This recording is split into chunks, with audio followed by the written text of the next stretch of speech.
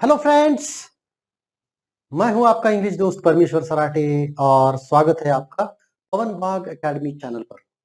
दोस्तों, unit 2.3 workshop हमने शुरू कर लिया है और वर्कशॉप के 6 क्वेश्चंस हमने देख लिए हैं। चलिए आगे बढ़ते हैं क्वेश्चन नंबर 7 के साथ।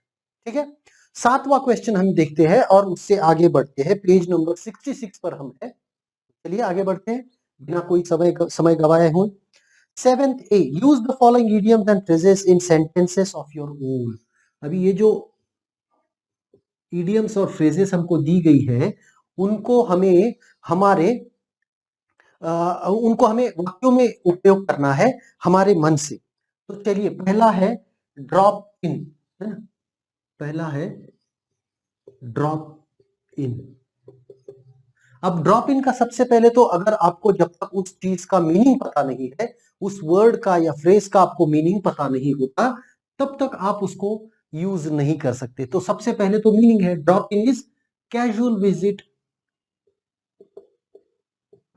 मतलब ऐसा कुछ नहीं है कि आप जानबूझकर या फिर अपॉइंटमेंट लेकर के किसी को मिलने जा रहे हो, कहीं पर जा रहे हो। तो एक जस्ट चलना है, टाइम है, वक्त है, तो चलिए देखते हैं, एक बार उनसे मिलकर आते हैं। इस तरह से कैजुअल विजिट, कैजुअल विजिट। ठीक है, तो चलिए इसका सेंटेंस क्या करेंगे हम। When I went to Mumbai, when I went to Mumbai, I dropped in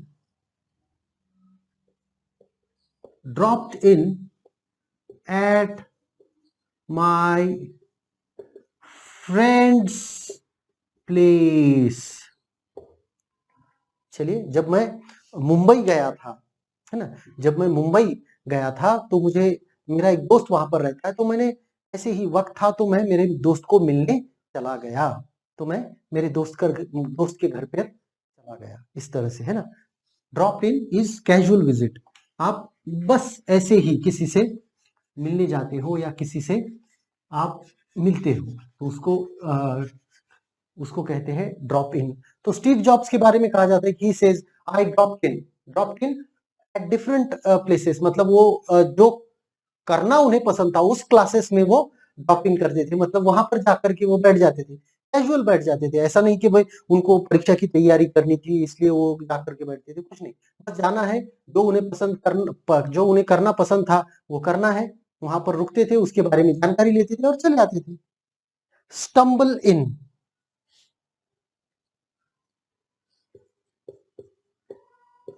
stumble सही में वैसे देखा जाए तो ये स्टम्बल ऑन टू होना चाहिए, इनटू, है ना, स्टम्बल इनटू। ठीक है, stumble in, to become involve, है ना। इसका मतलब क्या होता है, टू बिकम इन्वॉल्व, है ना। मतलब किसी चीज में इन्वॉल्व हो जाना, किसी चीज में मन लगाकर कोई चीज करना, है ना, कोई चीज मन लगा करके करना, stumbled into. When I started to understand क्या कहेंगे, मैथ्स। ठीक है, मैथ्स, है ना। When I started to understand maths, I stumbled into it for several hours, है ना। जब मुझे मैथ्स में थोड़ा सा मजा आने लगा, जब मुझे वो समझ में आने लगा, तो मैं ज्यादा से ज्यादा उसको ज्यादा से ज्यादा दिल लगाकर उसको करने लगा।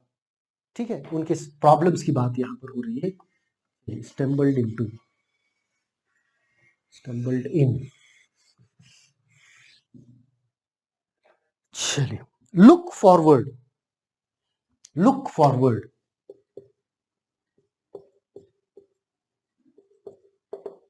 Wait eagerly.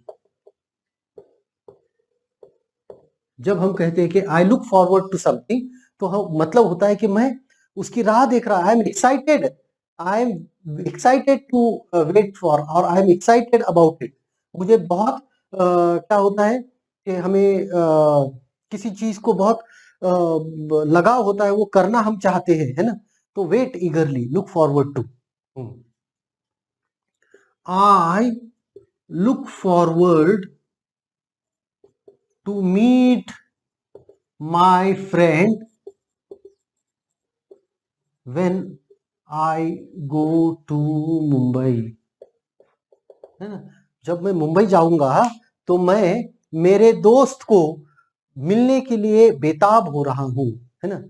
जब मैं मुंबई जाऊंगा तो जरूर मिलूंगा, क्योंकि उसको मिलने के लिए मैं बहुत बेताब हो रहा हूं, और मैं कल जा रहा हूं, तो कल जाऊंगा तो उससे जरूर मिलूंगा, क्योंकि मैं उससे मिलना चाहता था। बहुत मैं एक्साइटेड हूं, इस तरह से हम उसको कह रहे हैं।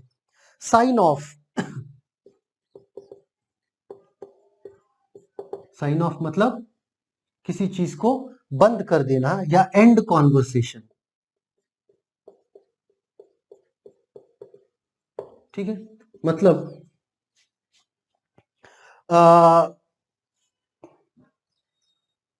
माय कजिन, चलिए यहां पे लिख ही देता हूं ना।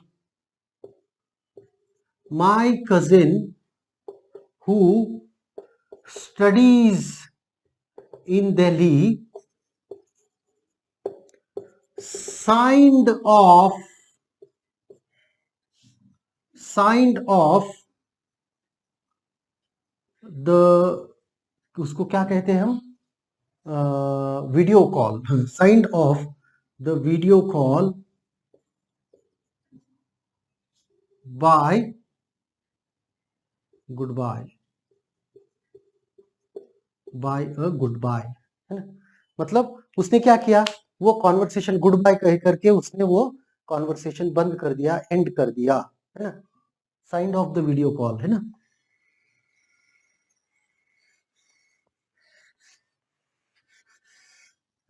चलिए आगे बढ़ते हैं।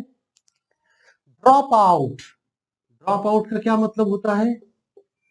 ड्रॉप आउट का मतलब होता है कि कुछ करना बंद कर देना, है ना। Stop participating.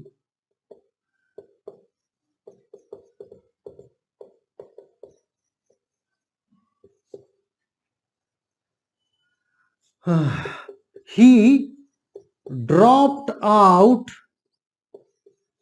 Of practice session because of knee injury, ठीक है। उसके घुटने की चोट की वजह से वो प्रैक्टिस सेशन में भाग नहीं ले पाया, या प्रैक्टिस सेशन उसने छोड़ दिया, उसमें वो सहभाग नहीं कर पाया, ठीक है। चलिए आगे बढ़ते हैं। अगला जो फ्रेज है वो है look backwards.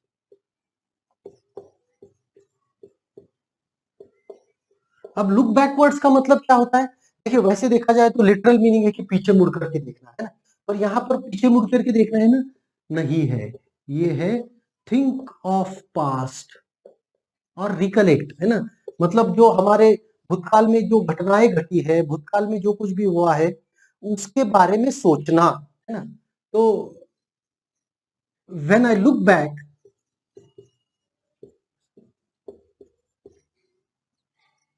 backwards, when I look backwards, I really feel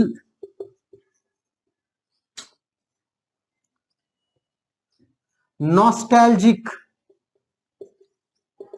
about my childhood days। हाँ, जब मैं पीछे मुड़ करके देखता हूँ तो मुझे अपने बचपन के दिन याद आने लग जाते हैं, और मुझे बहुत दुख होता है, क्योंकि मैं उन्हें बहुत मिस करता हूँ। मेरे बचपन के जो दिन थे उनको मैं बहुत मिस करता हूँ, ऐसा यहाँ पर कहा जा रहा है कि जब मैं पीछे मुड़ करके देखता हूँ, जब मैं अपने भूतकाल में झांकता हूँ, भूतकाल के बारे में सोचता हूँ, तो मेरे बचपन के दिन मुझे बहुत याद आते हैं, और उनको मैं बहुत ही मिस करता हूँ, है ना। लुक बैकवर्ड्स मतलब थिंक ऑफ पास्ट। चलिए अगला जो फ्रेज है, लेट समवन डाउन।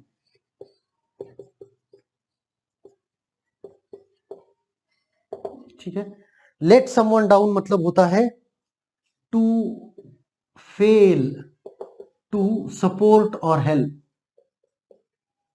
मतलब किसी की मदद न कर पाना। लेट समवन डाउन मतलब किसी को मदद न कर पाना। I let my friend down,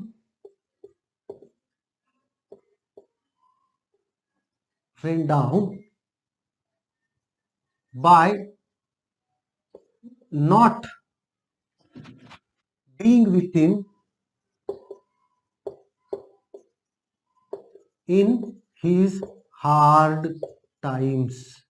ठीक है, मतलब मेरे दोस्त के कठिन समय में उसके साथ न होने की वजह से मैं अपने दोस्त की मैं अपने दोस्त को कुछ भी मदद नहीं कर पाया, मैं उसके साथ नहीं था, इसके लिए मैंने उसको बहुत क्या कह सकते हैं, मैंने उसको कोई भी मदद नहीं की, इसकी वजह से मैंने अपने दोस्त का विश्वास खो दिया, है ना। इस तरह से फेल टू सपोर्ट और हेल्प, है ना।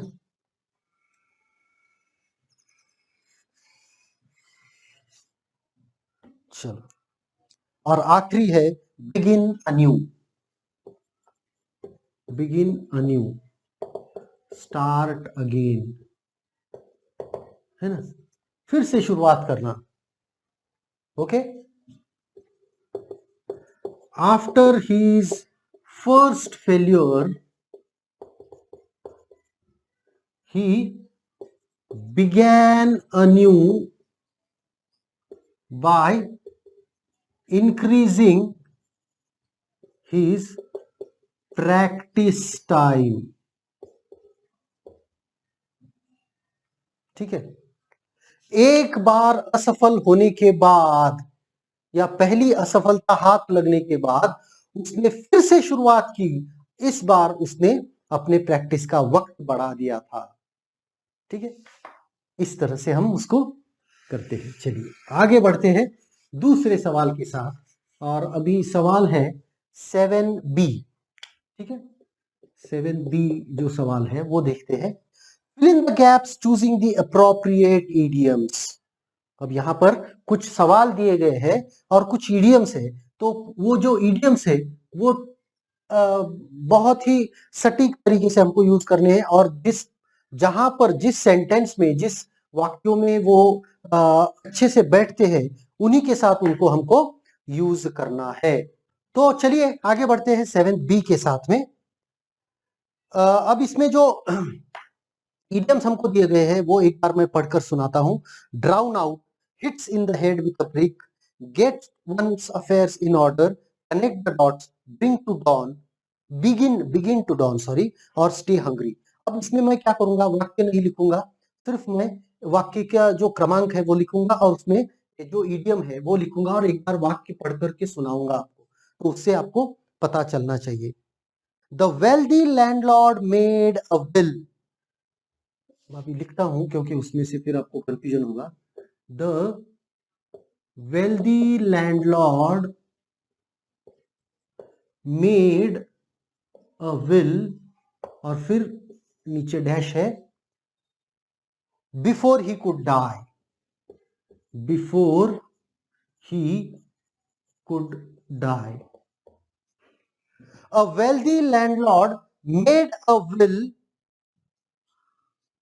To get his affairs in order before he could die, है ना। The wealthy landlord made a will to get his affairs in order before he could die। मतलब मरने से पहले उसको ये सारे काम निपटाने थे, इसलिए उसने एक मृत्यु पत्र तैयार किया, है ना। विल क्या होता है, मृत्यु पत्र, कि भाई बाद में कोई परेशानी ना हो, बाद में कोई झगड़ा ना हो, तंटा ना हो। B, those who aspire for success should always, those who aspire for success should always dash, है ना। Those who aspire for success should always dash to learn more, to learn more, ठीक है। तो those who aspire for success should always stay hungry,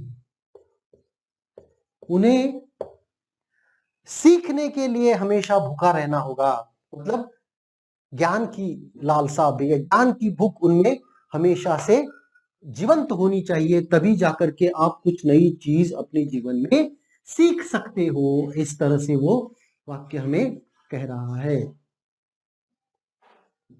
चलिए number, अब चलते हैं सी lesson, C sentence की ओर। If you dash you will realize that crime ultimately leads to poverty. If you dash you will, if you dash you will realize that crime always leads to poverty, ठीक है। if you connect the dots, ठीक है, अगर आप थोड़ा सा सोचोगे, अगर आप थोड़ा सा सोचोगे, थोड़ा सा अपने जो कुछ भी आपको पता है, वो आपको जो जानकारी है उसमें थोड़ा झांकने की कोशिश करोगे, तो आपको पता चलेगा कि जो क्राइम होता है, जो क्या कह सकते हैं हम, जो गुनहगारी होती है वो हमेशा ही गरीबी की ओर हमें खींच कर ले जाती है। The siren of the ambulance, D. The siren of the ambulance, the siren of the ambulance dash all other traffic noise, dash all other traffic noise, है ना। The siren of the ambulance drowned out, है ना, drowned out। अभी देखिए ये idioms phrases जो होती है उनको आपको सेंटेंस का जो टेंस होता है उसके हिसाब से चेंज करके लिखना होता है। 10 की 10 अगर आप लिखोगे तो वो गलत हो जाएगा, है ना। The siren of the ambulance drowned out all the other traffic noise, drowned ED, है ना, उसको अप्रोप्रिएटली ही लिखना होगा, नहीं तो वो गलत हो जाएगा, ये आपको ध्यान में रखना है, ठीक है। बाद में when the father E, when the father learned about his son's, father learned about his son's misdeeds,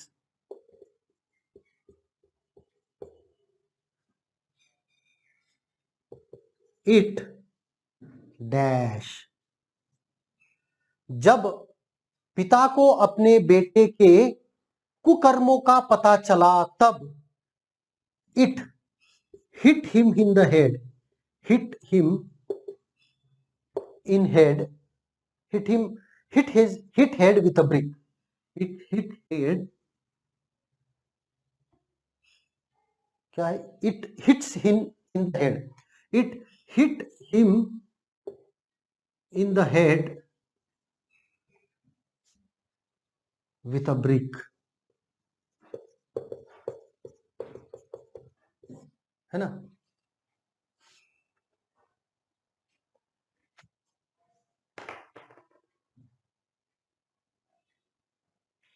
चलिए आगे बढ़ते हैं। एफ, तो एक hit him in the head with the brick मतलब क्या होता है, एक धक्का, एक उसको धक्का बैठा, पिता को अपने बच्चे के कुकर्म को देख करके उनको धक्का बैठा, धक्का लगा। On reading exactly same message in both the answer sheets, जब टीचर ने on reading exactly the same essay in both the answer sheets, in both the answer sheets, answer sheets, it dawned on, it D-O-W-N-E-D-A-W, dawned on, it dawned on the examiner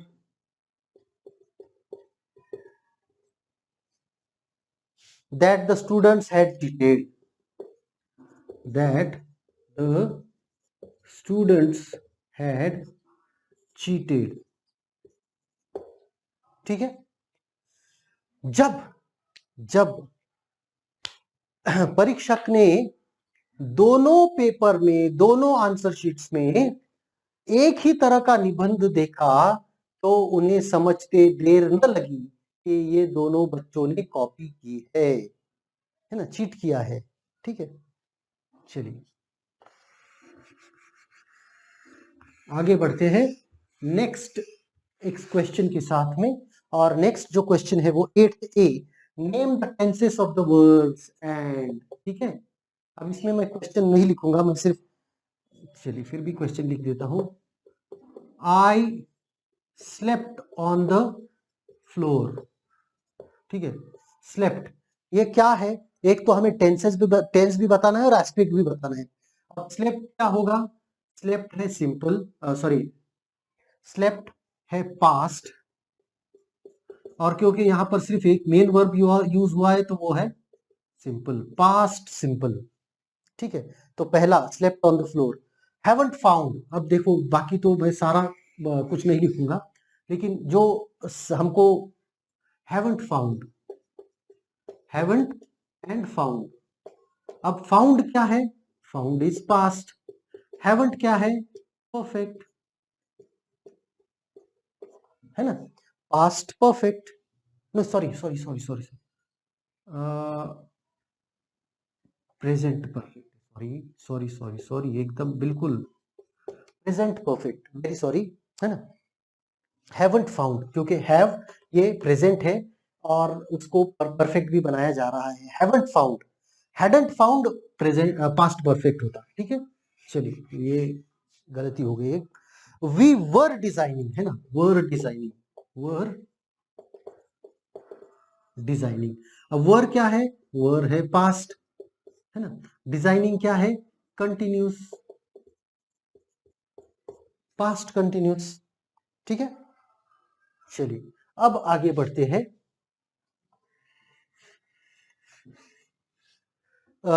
I had made, had and made. अब have has had क्या होता है, perfect होता है, क्योंकि ये had है इसलिए ये पास्ट है, पास्ट परफेक्ट। ठीक है,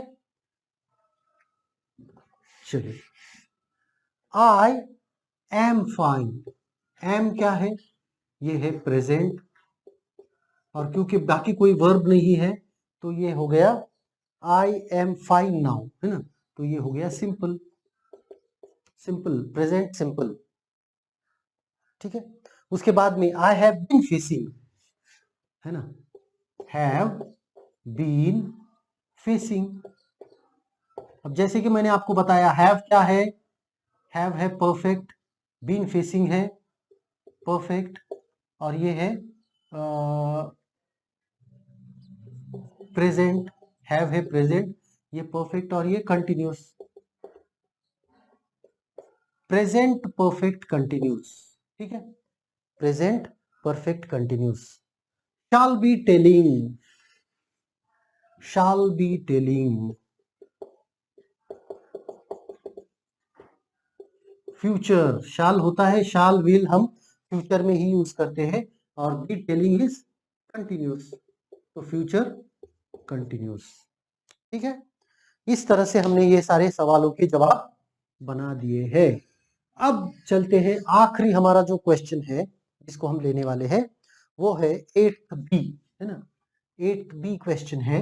और ये जो 8th B क्वेश्चन है, change the tenses as instructed, है ना, हमको क्या दिया गया, I got fired, I got fired, इसको हमको क्या करना है, ऐसा कहा गया है future perfect, future perfect, I got fired, future perfect. अब इसको हमको करना है फ्यूचर। फ्यूचर क्या होगा? आई विल, फ्यूचर परफेक्ट करना है। I will have got fired, I will have got fired, है ना। चलिए दूसरा, future perfect, I shall have, I will have. Life hits you in the head, life hits you in the head, ठीक है। Life hits you in the head, present perfect continuous. हमको इसका क्या बनाना है? प्रेजेंट भी बनाना है, परफेक्ट भी बनाना है और कंटिन्यूस भी बनाना है। लाइफ हिट्स यू, है ना। Life has been hitting you in the head, है ना। अब देखो, प्रेजेंट, परफेक्ट और continuous. Life has been hitting you in the head, ठीक है।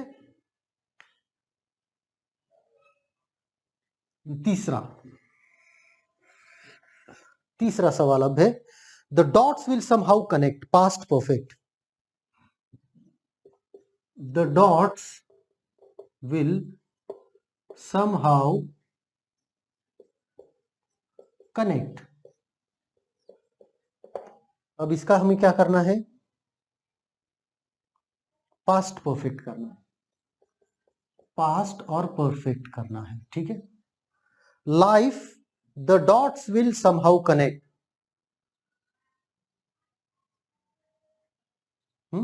Past perfect, the dots will somehow connect,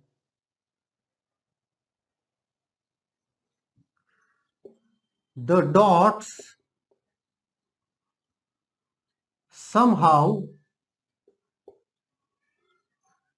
would, the dots would have, the dots, the dots would have somehow connected। ठीक लग रहा है क्या? the dots would have somehow connected और the dots somehow would have connected, the dots would have somehow connected, correct। the dots would have somehow connected। देखिए अभी ये जो है परफेक्ट है, ये past would have, the doubts had, the dots had somehow connected, sorry, the dots had somehow connected, the dots had somehow connected, ठीक है। देखो गलती होने देना इसमें, है ना। चलिए अब आगे बढ़ते हैं। I started a company, I started a company. इसको हमें क्या करना है? Present continuous. चलिए present continuous, present continuous, I am starting a company, am starting, present, am starting continuous, है ना। चलिए और आखिरी सवाल बचता है, my doctor advised me, my doctor advised me, ठीक है। क्या advised me? I am, my doctor advised me, past perfect continuous. इसको हमें करना है, पास्ट भी करना है, परफेक्ट भी करना है और कंटिन्यूस भी करना है, ठीक है। Past perfect continuous, my doctor advised me, है ना। अभी परफेक्ट है तो हैड आएगा, पास्ट परफेक्ट है तो हैड आएगा, तो मैं यहां पर लिखता हूं, ठीक है। परफेक्ट है तो मैं कहा, पास्ट परफेक्ट है तो हैड आएगा। My doctor had been advising me, है ना। Past perfect continuous, my doctor had been advising me. चलिए तो आशा करता हूँ ये वर्कशॉप जो आज हमने लिया है ये सभी आपको समझ में आया होगा, और ये वीडियो आपको पसंद आया है तो इसको लाइक कीजिएगा, दोस्तों के साथ शेयर कीजिएगा, पवन वाघ एकेडमी को सब्सक्राइब करना मत भूलिएगा। Thank you, good bye.